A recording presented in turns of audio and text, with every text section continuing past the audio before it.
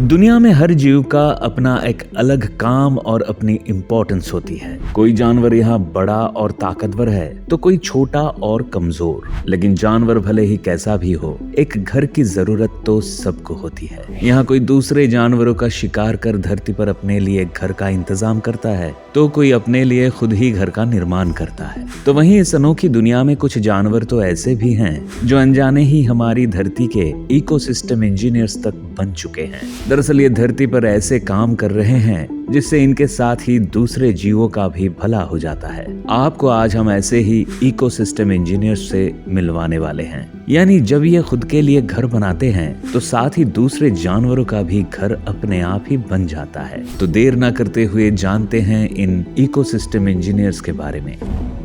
Number 10, elephant.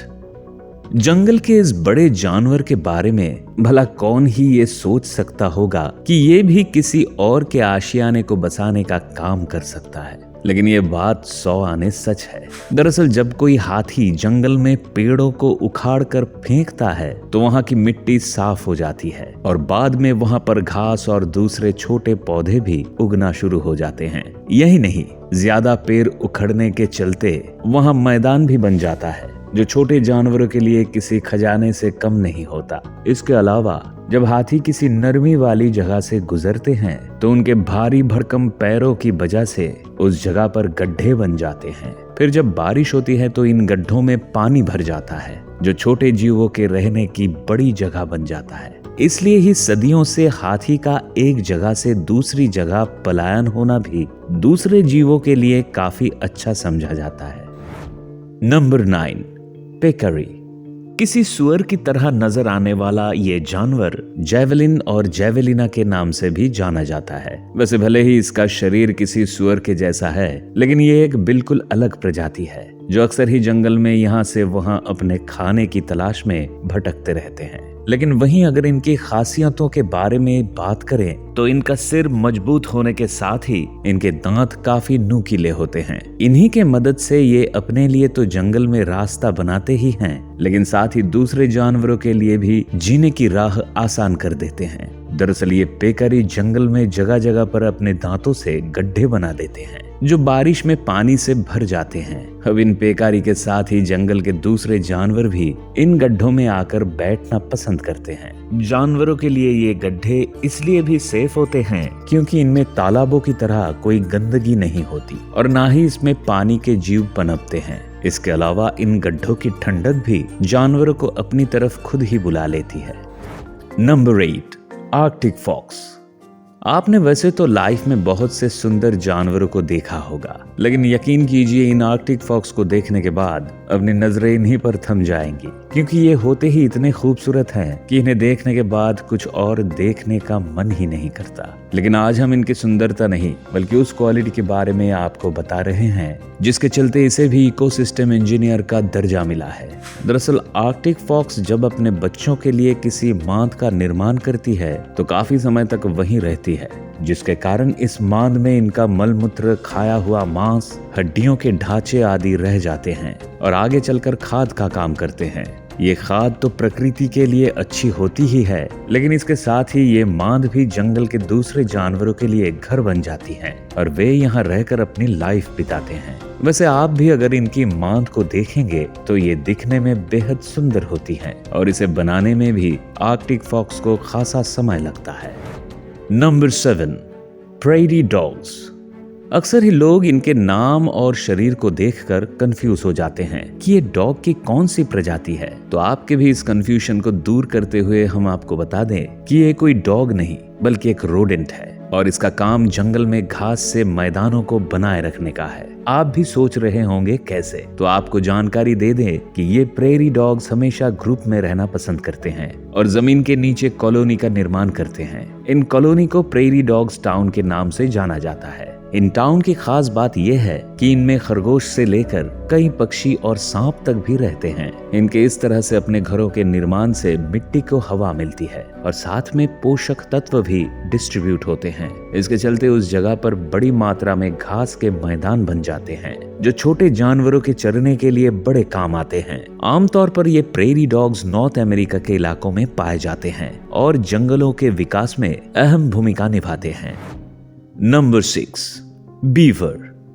जब कभी जंगल में शैतानियों के बादशाह का जिक्र होता है तो इनमें बीवर का नाम अपने आप ही जुड़ जाता है। ये मस्ती करने में तो सबसे आगे होते ही हैं, लेकिन इसके साथ ही काफी तेज भी होते हैं और पलक झपकते ही आंखों से ओझल होने में माहिर रहते हैं। हमारे देश में बीवर को ऊदबिलाव के नाम से भी जाना जाता है। अब आपके मन में सवाल होगा कि भला इकोसिस्टम को बेहतर बनाने में इनका क्या योगदान है, तो हम आपको बता दें कि इनके अंदर ऐसा हुनर पाया जाता है जिसके चलते ये नदियों में बांध का निर्माण कर देते हैं। जी हाँ, हम सही कह रहे हैं। ये इतने होशियार हैं कि पत्थरों और लकड़ियों की मदद से बांध बनाकर पानी को रोक देते हैं, जिससे पानी में रहने वाले जीवों के लिए बेहतर आवास का निर्माण भी हो जाता है। वहीं लकड़ियों को इकट्ठा करने के लिए ये पेड़ों की टहनियां तोड़ लेते हैं, जिससे धूप अधिक इलाकों तक पहुंच पाती है और ये प्रकृति के लिए भी अच्छा है। इनका काम कैसा है आप इस बात से ही अंदाजा लगा लीजिए कि कनाडा के एल्बर्टास ऊड बफेलो नेशनल पार्क में बनाया इनका बांध स्पेस से भी दिखाई देता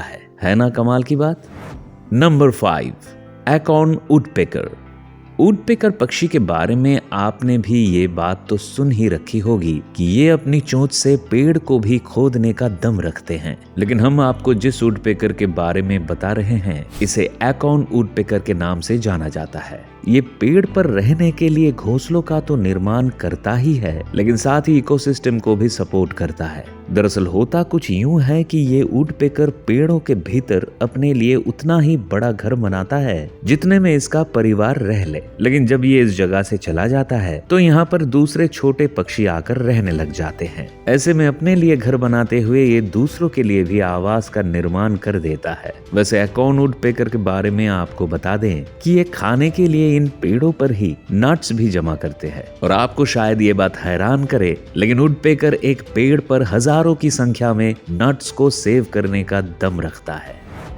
number 4, dugong.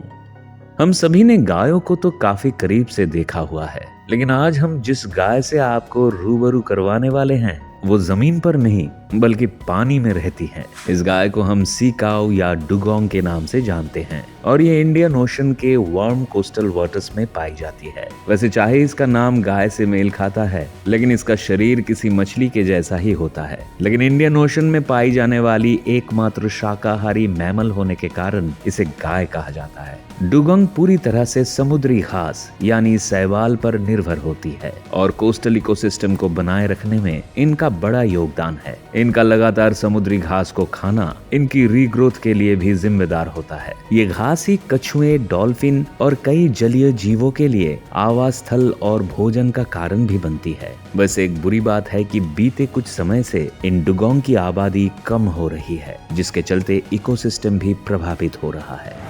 Number 3, red grouper. Western Atlantic ocean में पाई जाने वाली ये मछली दिखने में जितनी खूबसूरत होती है, इसका काम उतना ही कमाल का होता है। जब ये छोटी होती है तो समुद्र तल में रहने के लिए एक घर का निर्माण करती है, लेकिन ये इस बात को नहीं जानती कि जाने अनजाने में इसका ये घर कई और जीवों के रहने के लिए भी घर का काम करता है। वहीं जब तक बड़ी होने लगती है तो इसके साथ ही इसका आवास भी फैलने लगता है और इसके साथ कई जीव भी वास करना शुरू कर देते हैं। ऐसे में ना चाहते हुए भी ये इकोसिस्टम के लिए एक इंजीनियर का काम कर देती है। वैसे इस मछली की एक और खास बात है कि ये अपनी पूंछ से समुद्र तल भी साफ करती है, जिसके चलते कई जीव इस साफ जगह पर पनपना शुरू कर देते हैं। आमतौर पर इन रेड ग्रुपर का शरीर गहरे लाल भूरे रंग का होता है, तो वहीं कुछ रेड ग्रुपर के शरीर के साइड वाले हिस्से पर सफेद और काले धब्बे होते हैं। वहीं इनके शरीर की लंबाई लगभग 50 इंच तो वजन तकरीबन 22 किलोग्राम तक होता है। Number 2, termites.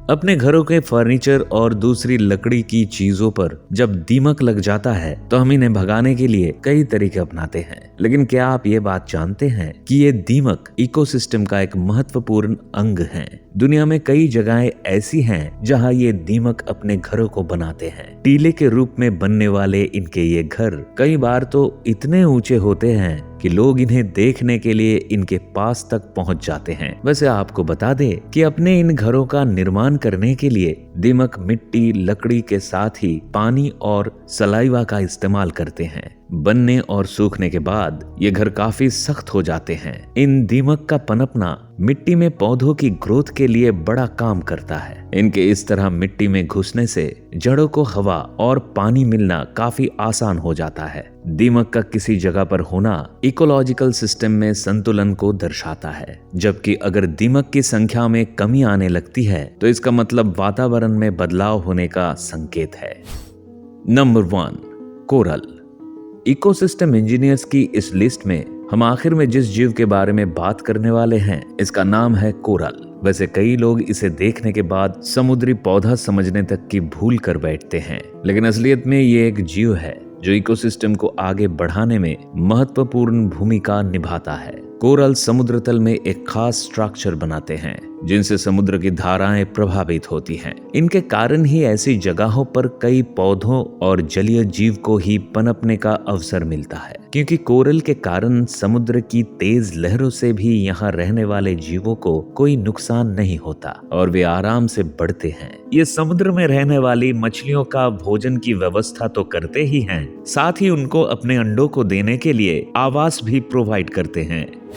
तो दोस्तों, ये थे हमारी अनोखी दुनिया के वो जीव जंतु जो इकोसिस्टम इंजीनियर्स के नाम से जाने जाते हैं और इनके होने से दुनिया के संतुलन में काफी मदद मिलती है। वैसे आपको ये वीडियो कैसी लगी हमें कमेंट्स में जरूर बताएं। अगर आपको ये वीडियो अच्छा लगा तो वीडियो को लाइक और चैनल को सब्सक्राइब करना ना भूलें। साथ में बेल आइकॉन भी दबाएं और नए वीडियोस का नोटिफिकेशन सबसे पहले पाएं।